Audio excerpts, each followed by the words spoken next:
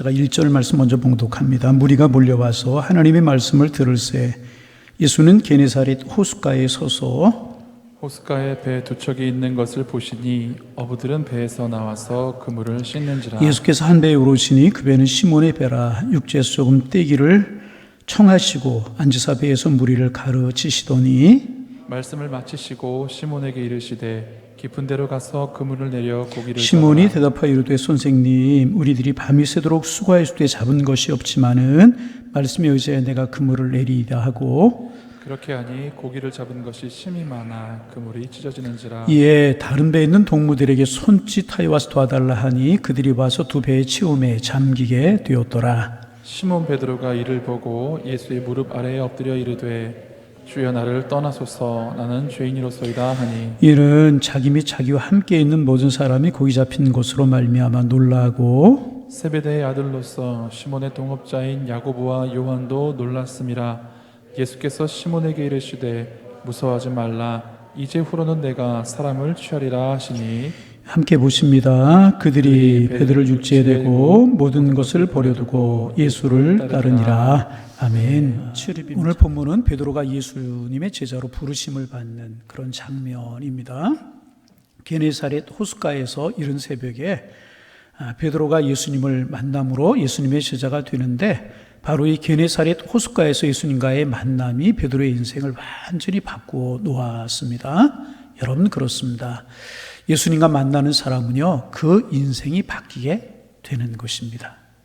예수님을 만나고도 그 인생이 바뀌지 않는 사람은 비정상적인 사람입니다.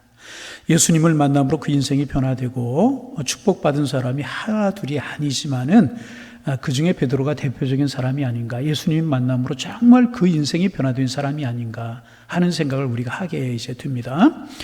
여러분 로마에 가면 베드로를 기념하는 성 베드로 성당이 있어요. 로마 중세기의 가톨릭 교회가 베드로 성당을 어마어마하게 지어놨습니다. 지금도 어마어마한데 중세기의 베드로 성당이 얼마나 어마어마하게 지어졌겠습니까? 그런데 그 베드로 성당 앞에 베드로 동상이 이제 있는데 성지순례를 오거나 이제 관광을 오는 사람들이 그곳에 와서 베드로 동상에 발에 입을 맞추고 또 이제 손을 대고 기도하고 가고 이제 그런다 그래요.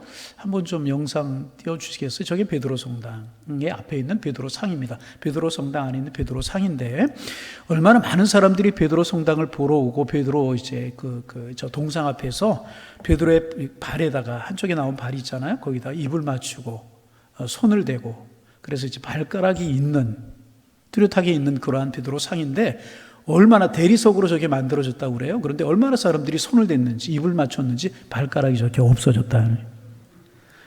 정말 얼마나 많은 사람들이 저렇게 오는지.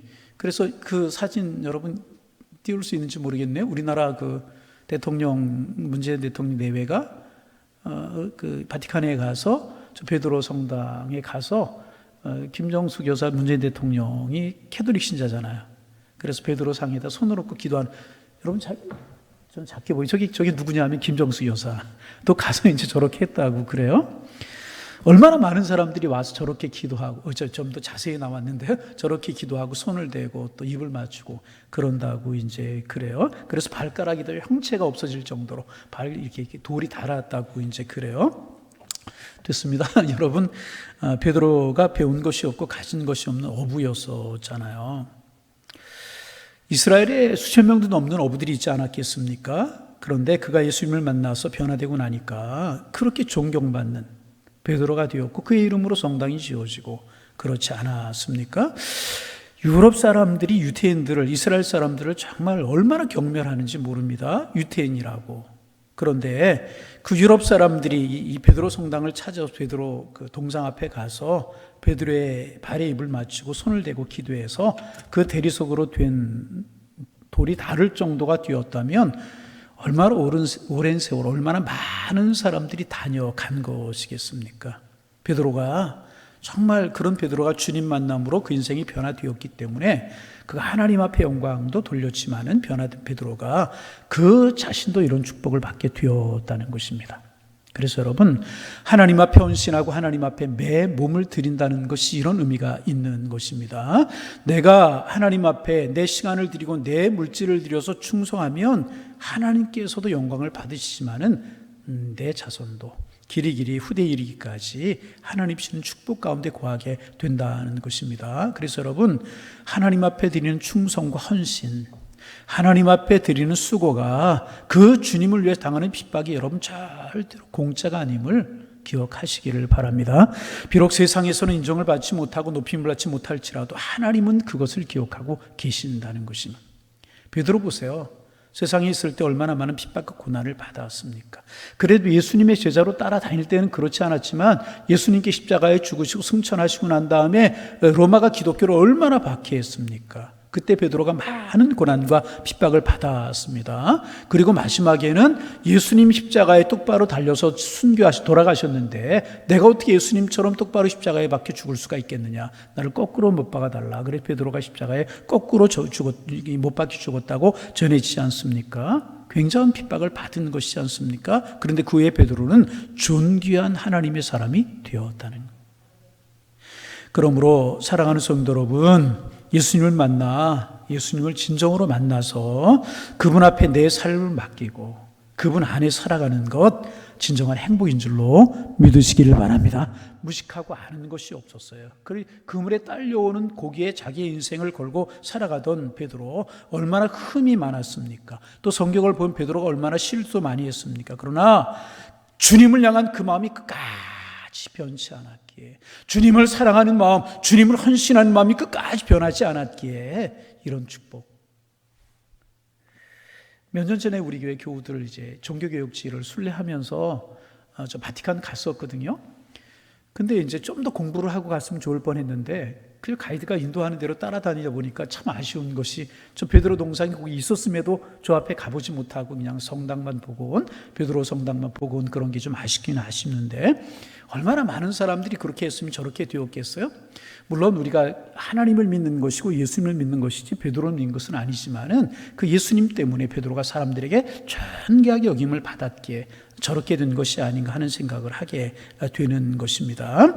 그 베드로가 오늘 본문에 기록되고 있는 것처럼 그 아침에 게네사렛 호숫가에서 이렇게 예수님과의 귀한 만남이 있었기에 그의 인생이 저렇게 변화되게 되었다는 것입니다. 그래서 여러분, 이 누가복음 5장을 보면서 생각나는 말이 한 가지가 있어요. 요즘은 없어진 것 같은데 TV에서 한창 그런 선전을 했었죠. 냉장고 선전을 하는 것 같았는데 순간의 선택이 평생을 좌우해요?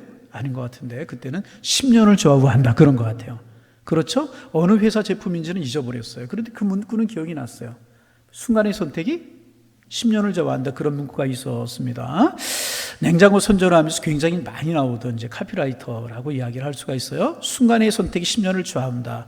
근데 이 말씀 가만히 생각해 보면 굉장히 무서운 말씀이기도 해요. 너 이거 안 사고 다른 거 사면 10년 동안 고생해. 그런 의미도 되는 것 아니겠습니까? 그런데 이 말이 굉장히 강하게 어필이 됐대요. 그래서 그 냉장고 판매가 굉장히 늘었다고 이제 그래요.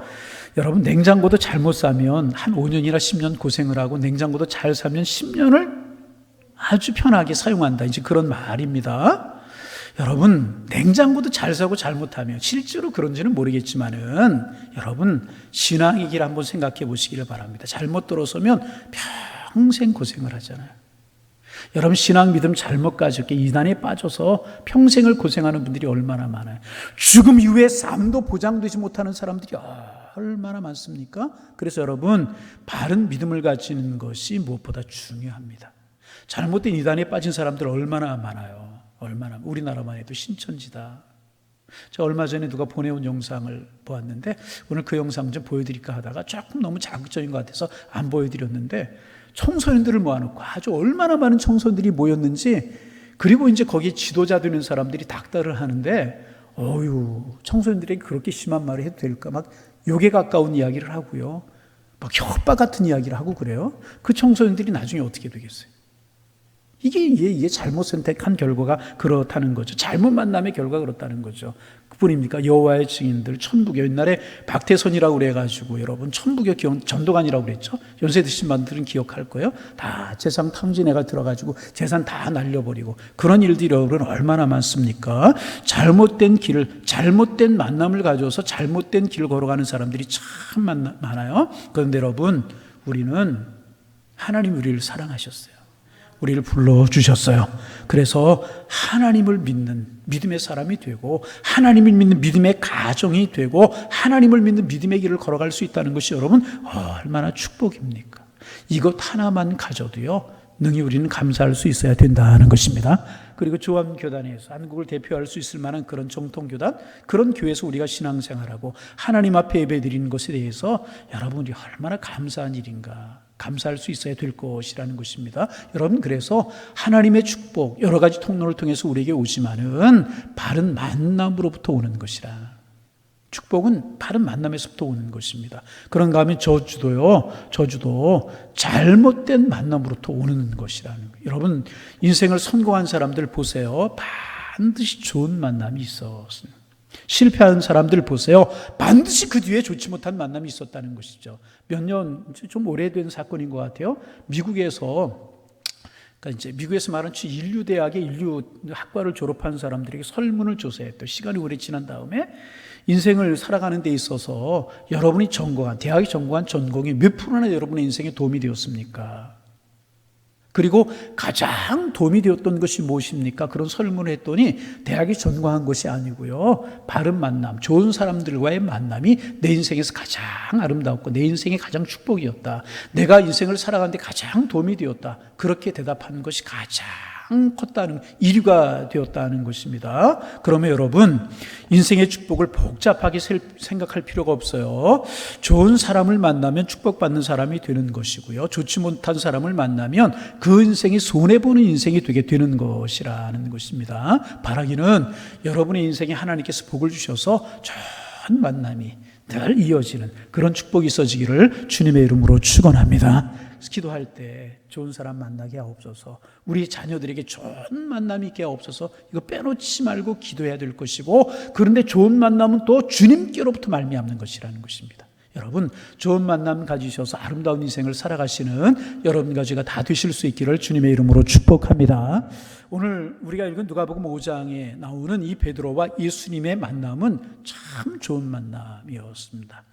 베드로의 입장에서 볼 때 이보다 더 복된 일이 어디에 있었겠습니까? 무식하고 아는 것이 없고 그저 고기를 잡다가 일생을 마칠 베드로였었는데 예수님의 수제자가 되었어요. 그 이름이 오늘까지 전해지고 그렇게 수많은 사람들이 그 동상에 입을 맞추고 손을 한번 대보기를 원하는 그런 베드로가 되었으니, 여러분 예수님 만나서 정말 복받은 것, 큰 복받은 것 아니겠습니까? 다시 한번 주님의 이름으로 부탁을 드립니다. 베드로처럼 주님과 깊은 영적인 만남을 이루셔서 여러분의 인생이, 여러분의 삶이, 신앙의 길이 더욱더 풍성해지는 아름다움이 있기를 소망합니다. 이제 먼저 오늘 본 말씀에 보면 예수님께서 이른 새벽에 게네사렛이라고 불리는 호숫가에 가셔서 베드로를 만남으로 예수님과 베드로의 만남이 시작이 되게 되는 것입니다. 성경에 보면은요, 그런데 이 게네사렛이라고 하는 호수가 4가지 이름으로 등장을 합니다. 그래서 여러분 다른 이름으로 등장을 하는데 어떨 때는 갈릴리라고 하는 이름으로, 갈릴리 바다, 갈릴리 호수, 어떨 때는 디베랴라고 하는 이름으로, 어떨 때는 긴네렛이라고 하는 이름으로, 어떨 때는 게네사렛이라고 하는 이름으로 등장을 하는데, 다른 바다가 아니고 다른 호수가 아니고요, 한 바다를 이야기하는 것입니다. 먼저 제일 많이 나오는 것이 갈릴리라고 하는 이름이 명칭인데, 갈릴리 지역에 유대 나라는 3등분으로 이야기하지 않습니까? 우리로 말하면 남부 지역을 유대 지역이라고 하고 중부 지역을 사마리아 지역이라고 그래요. 그리고 이제 북쪽 지역을 갈릴리 지역이라고 이야기를 하는데, 갈릴리 지역에 위치해 있는 호수다 그래 갈릴리 호수 바다라고 이제 그렇게 이름을 하고, 그 모양이 그런데 하프처럼 생겼다고 그래서 긴네렛이라고 부른다고 이제 그래요.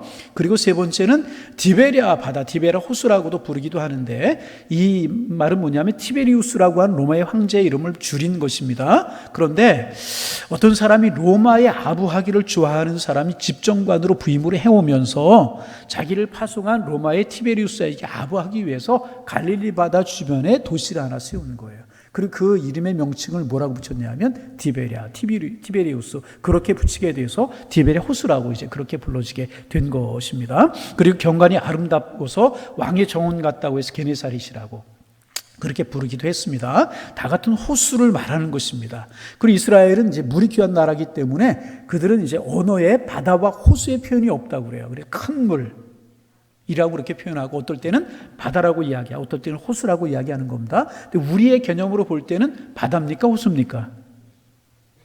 자, 우리의 개념으로 보면 여러분 바다와 호수의 개념 뭐예요? 뭐 호수보다 큰 물이 있는 게 바다고 바다보다 적은 물이 있는 게 호수고 그래요? 아니잖아요. 바다가 뭐예요? 호수가 뭐예요? 담소회요. 담소. 이렇게 나가고 들어가는 곳이 없이 담겨져 있는 그런 것이 바다의 호수예요. 호수고 바다는 열려져 있는 거예요. 그 우리의 개념으로 보면 갈릴리 바다는 뭐예요? 디베레 호수는 뭐예요? 우리의 개념으로 보면 호수입니까? 바다입니까? 그래도 아직 개념이 안 잡힌 것 같아요. 뭐예요? 호수. 우리의 개념으로 보면 호수가 틀림이 없죠. 그런데 바다와 호수의 개념이 그들에게는 없기 때문에 큰 물 이렇게 불렸는데 그래서 어떨 때 보면 갈릴리 바다, 갈릴리 호수라고 디베레 바다, 디베레 호수라고 성경에 등장하고 있는 것입니다. 다 같이 갈릴리 호수, 디베레 호수를 이야기하고 있는 것입니다. 그런데 예수님께서 그 게네사렛 호수가를 찾아오셨고 베드로는 이 호수가에서 고기를 잡는 어부였었습니다. 예수님께 새벽에 호수가에 이제 오셨습니다. 그런데 이제 항상 예수님의 주변에 사람들이 많이 이제 따라다니지 않았습니까? 그리고 예수님께 사람들과 거리를 두셔야 사람들을 다 만날 수 이제 있었던 것입니다. 그래서 예수님께는 배가 한 척이 필요했던 것 같아요. 보니까 배가 이제 여러 척이 있는데 그 중에 베드로에게 가서 보니까 베드로가 그물을 정리하고 있었어요. 그리고 예수님께서 베드로에게 배를 빌려달라. 그렇게 말씀을 하셨고 베드로가 선뜻 허락하게 됩니다. 그리고 예수님께서 그 배에 오르게 되셨고 그렇게 해서 예수님과 베드로의 인연이 맺어지게 된 것입니다. 우연처럼 보여요. 예수님께서 우연히 찾아오셨고 그 많은 배들 중에서 이 베드로에게 배를 빌려달라고 말씀을 하신 것 우연처럼 보이지만은 여러분 이런 것들이 하나님의 섭리고요 하나님의 예정하심이었다는 것입니다.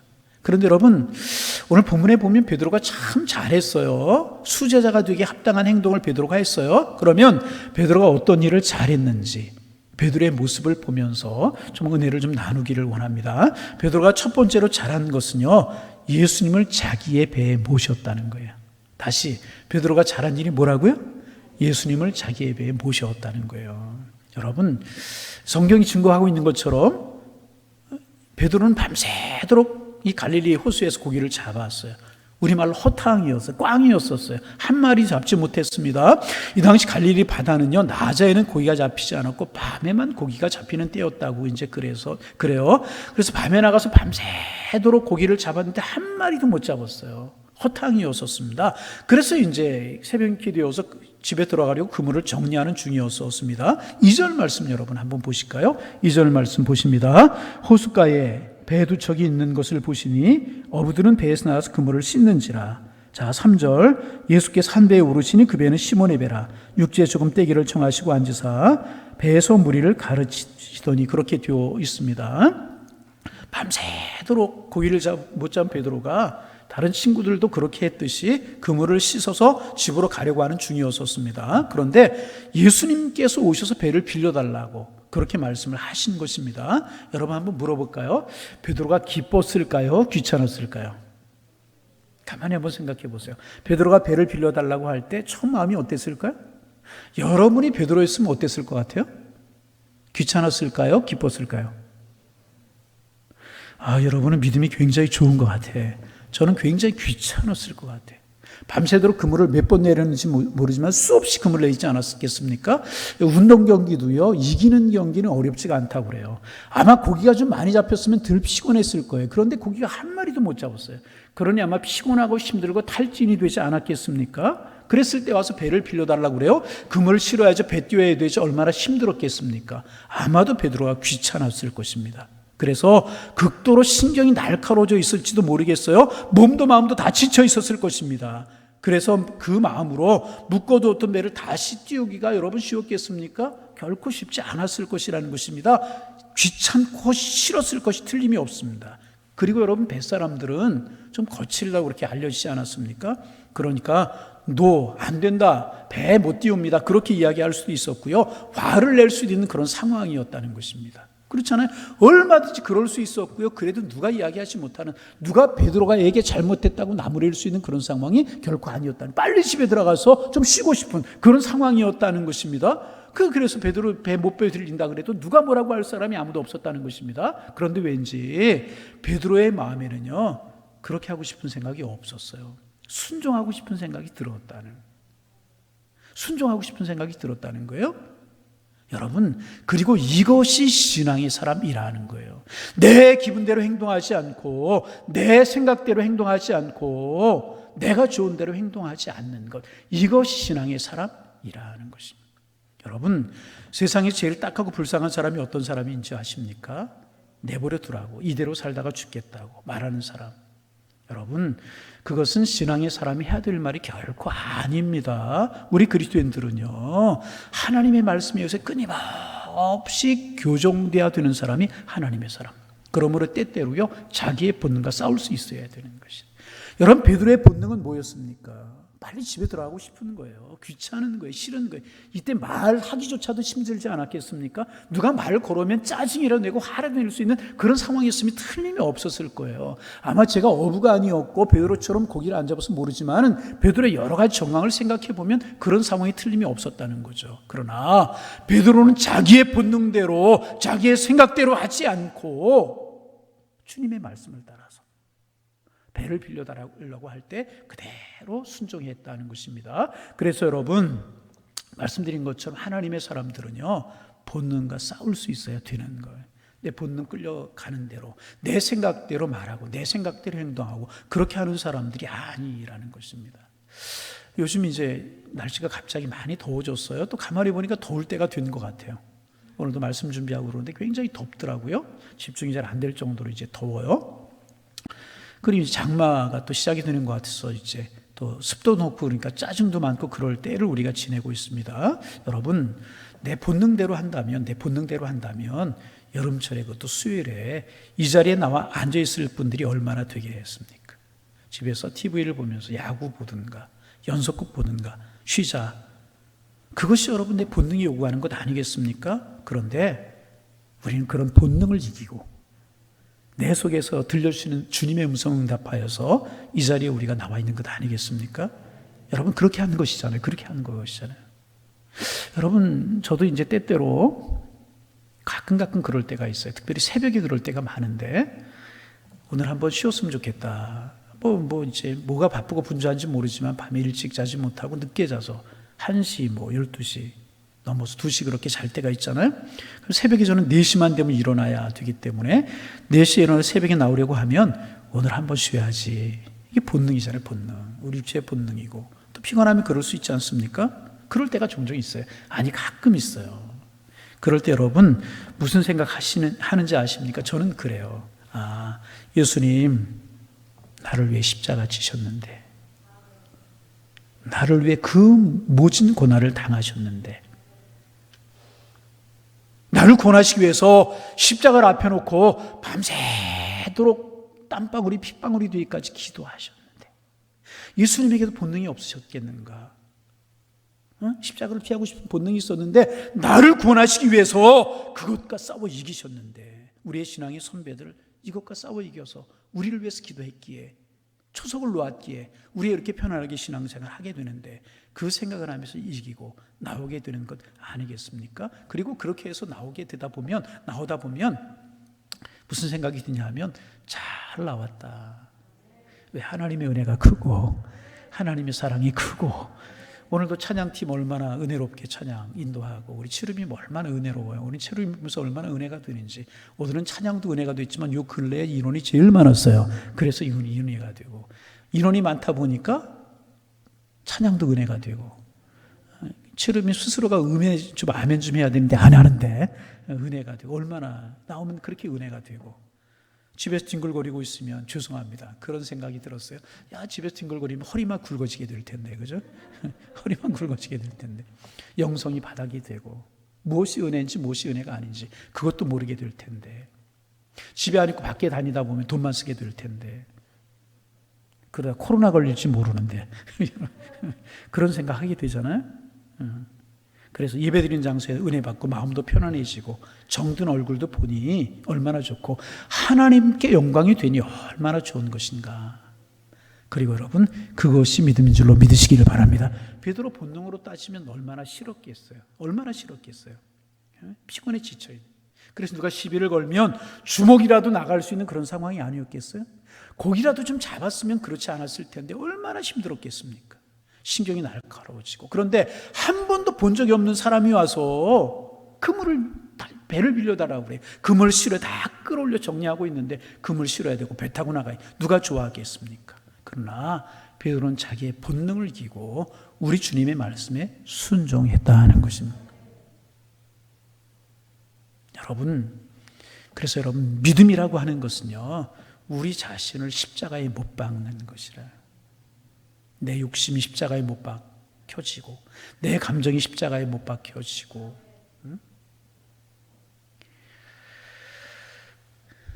내 감정, 내 생각, 내 본능이 십자가에 못 박혀지지 않고 십자가를 질 수 없는 것이고요, 하나님께 영광을 드릴 수가 없는 것입니다. 그래서 여러분, 죄송한 말씀인지 모르지만 내가 하고 싶은 거 다 하고 내가 하고 싶은 말 다 하고 내가 가고 싶은 거 다 가면서 주님의 길을 걸어갈 수 있겠습니까? 그렇지 않은 것이라는 거예요.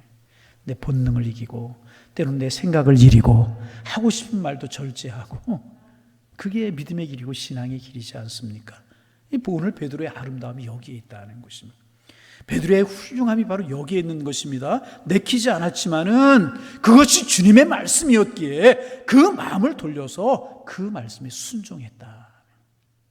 여러분, 늘 우리 마음속에 있는 성령의 은혜가 내 본능을 이기고 내 생각을 이기게 해서 베드로처럼 주의 말씀에 순종하고, 베드로가 자기의 배에 주님을 모심으로 아름다운 만남이 이루어져서 베드로가 복된 사람이 되었던 것처럼 여러분, 그렇게 주님 모시고 살아가는 복인 인생 되시기를 주님의 이름으로 축복합니다.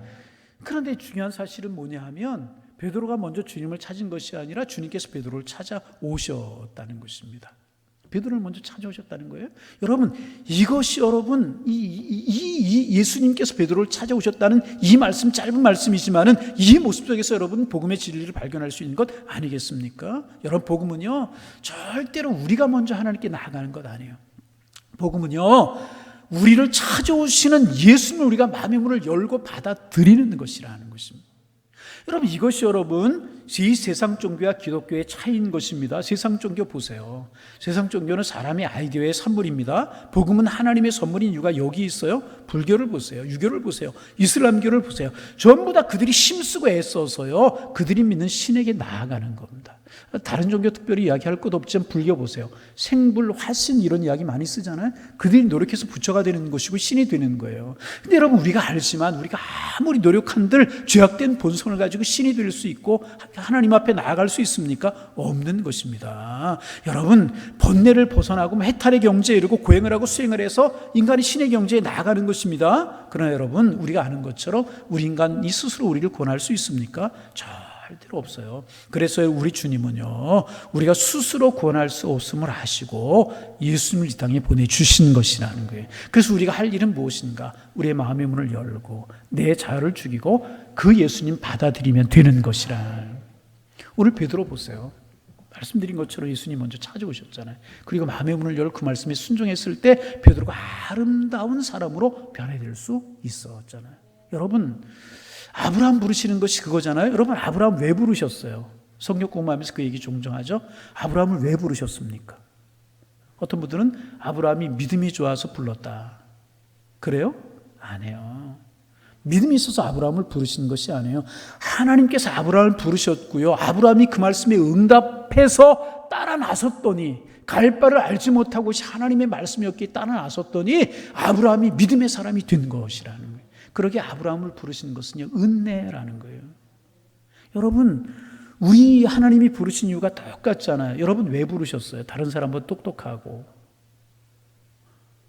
틀림없는 사실은 하나 있는 것 같아요. 다른 사람보다 돈이 많아서 부르시지는 않은 것 같아요. 왜? 우리 교회는 재벌이 없으니까. 그래서 부르셨어요? 아니라는 거예요. 하나님의 은혜로 우리를 부르셨다는 거예요. 그래서 여러분, 하나님 앞에 우리가 자랑할 수 없고 다른 사람에게 자랑할 수 없는 것, 그저 우리의 마음이 겸손할 이유가 무엇인가?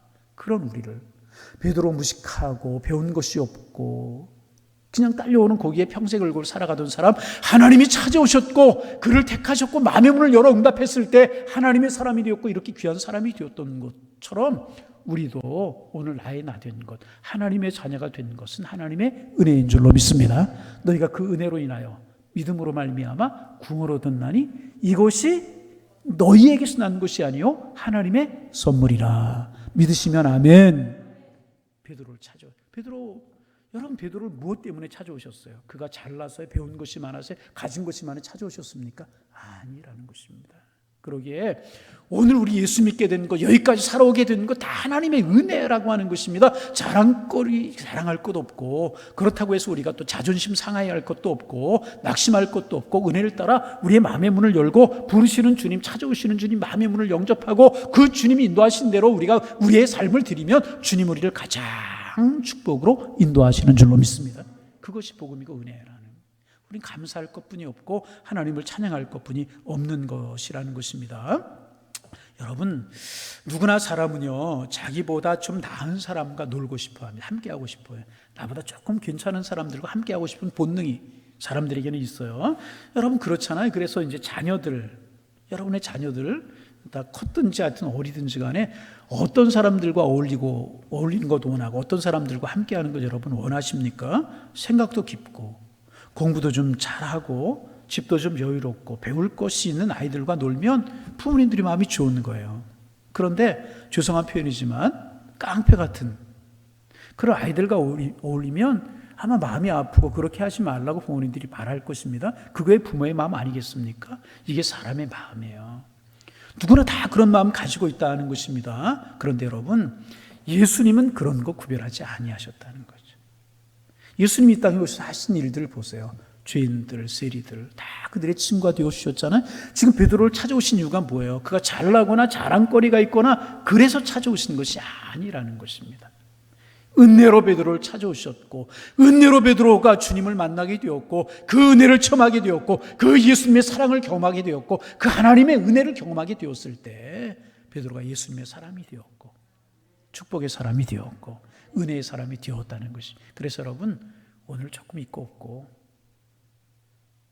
많이 있다고 자만하지 말고, 없다고 낙심하지 말고, 내가 배운 환경이 다른 사람하고 못하다고 낙심하지도 말고, 좀 괜찮다고 자랑하지도 말고, 먼저 직분 받았다고 자랑할 것 없고 못 받았다고 낙심할 것 없고, 하나님이 은혜로 나를 부르셔서 믿음의 길을 걸어가게 하시고 하나님의 자녀 삼아주시고 앞으로 나를 축복하실 것이라고 하는 그 사실을 믿는 믿음 가운데 있으면 환하게 웃으면서 달려갈 길을 달려가는 하나님의 사람들이 될 줄로 믿습니다. 우리 다 그런 사람들 되어지기를 원합니다. 은혜니까, 그게 은혜니까. 베드로 보세요. 뭐 자랑할 것이 있었어요? 뭐 그가 내놓을 것이 있었냔 말이죠. 그러나 하나님의 전복적인 사랑으로 택함을 받았고 그런 베드로가 될 수 있지 않았어요? 그러면 우리도 주님 안에서 내 마음의 문을 열고 주님과 함께하면 주님 우리를 그렇게 사용하시고 우리도 복된 하나님의 사람이 될 수 있다는 것이다. 그런 은혜가 우리 모두에 있기를 소망합니다. 마지막으로 한 가지.